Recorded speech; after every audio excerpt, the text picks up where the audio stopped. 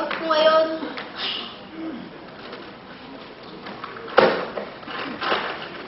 Tutulog mo kaibigan mo kagabi?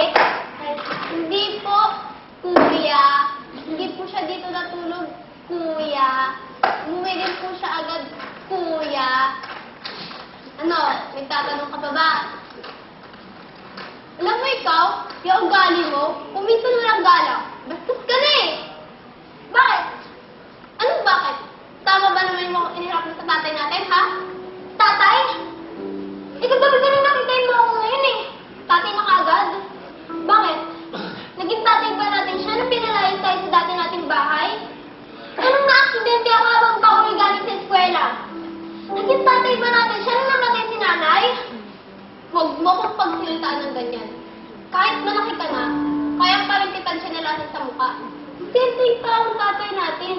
Kung alam mo lang, graduate siya ng Lasal. Kung sino mong nakagraduate sa Lasal. Isa pa, tinuruan niya ako mag-English. Nagpera na siya, hindi na daw siya aalis. Teka. Naniniwala ka naman? Hindi na siya aalis? Oo. Ate naman! 10 taon na tayo iniwan! 10 taon tayo umasa! Naniniwala ka na naman? Eh bakit ka ba nakikialam? Bata ka pa nung iniwan niya tayo eh. Maniwala ka. Mabait ang taong tatay natin. Sino akala mo? Ako sa'yo lang. Hay, huwag na nga tayo mag-away. Nakakapagod na eh. Ayusin na natin ito, pwede ba?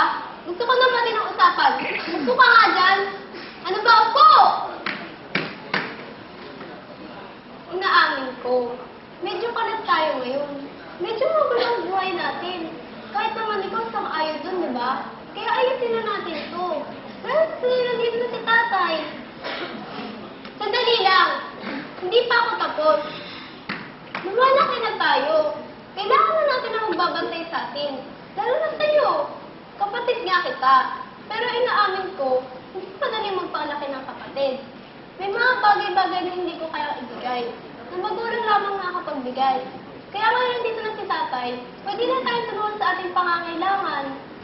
Yuvia? Ate? Pasensya ka na.